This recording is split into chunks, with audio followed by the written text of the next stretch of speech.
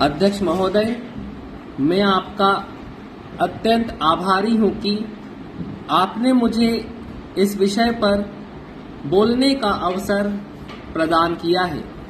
मैं माननीय वित्त मंत्री जी ने ऐसे कठिन अवसर पर यह संतुलित बजट इस सदन में पेश किया है, उसके लिए मैं उन्हें बार बार बधाई देता हूं।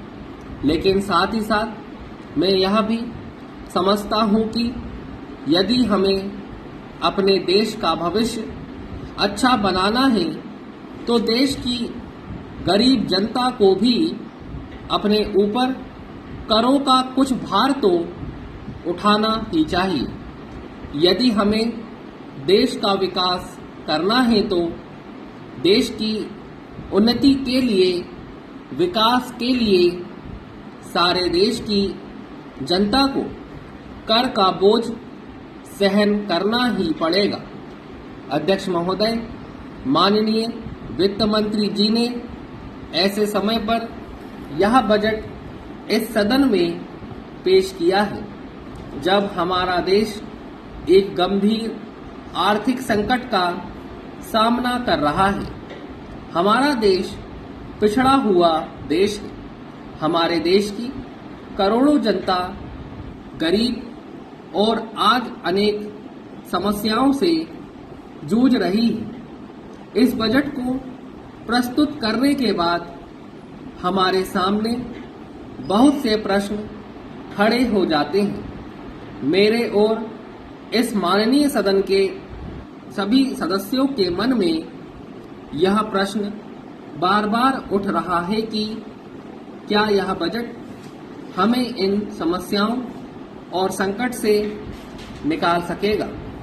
हमारा देश जिस आर्थिक विकास की ओर बढ़ रहा है उसमें मैं यह समझता हूं कि हमारे वित्त मंत्री ने इस बात की पूरी कोशिश की है कि देश की गरीब जनता के कंधों पर हम करों का बोझ ज्यादा ना बढ़ाएं। उन्होंने अपने देश की वित्तीय स्थिति और देश की जनता के हालात को देखते हुए एक बहुत ही ठीक बजट पेश करने की कोशिश की है। आज प्रश्न यह नहीं है कि हम अपने देश के सामने घाटे का बजट पेश करते हैं या ठीक बजट पेश करते हैं। प्रश्न यह है कि हमारे देश के सामने जो अनेक समस्याएं हैं उनका समाधान इस बजट से हो पाएगा अथवा नहीं।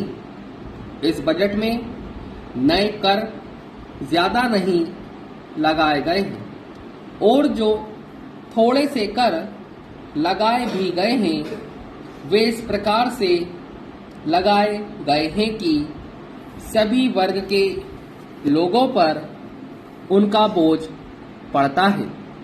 मैं इस बात को स्वीकार करता हूं कि कुछ ऐसी वस्तुओं पर कर लगाए गए हैं जिससे हमारी गरीब जनता के ऊपर भी कुछ भार पड़ता ही है, लेकिन इसके अतिरिक्त और कोई रास्ता नहीं हो सकता।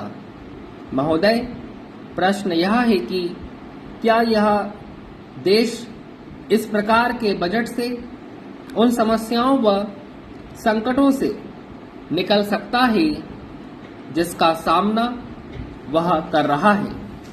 हमारे देश में अनेक संकट आए, लेकिन इस सब के बावजूद हम निरंतर उन्नति करते जा रहे हैं। इससे पहले स्वतंत्र हुए देश भी हमारी प्रगति की प्रशंसा करते हैं। हमारे प्रधानमंत्री जी ने गांवों के विकास के लिए तरह तरह की विकास योजनाओं की घोषणा की है। हमारे गांव अभी काफी पीछे हैं, लेकिन निश्चित रूप से इन योजनाओं से विकास की प्रक्रिया तेज होगी।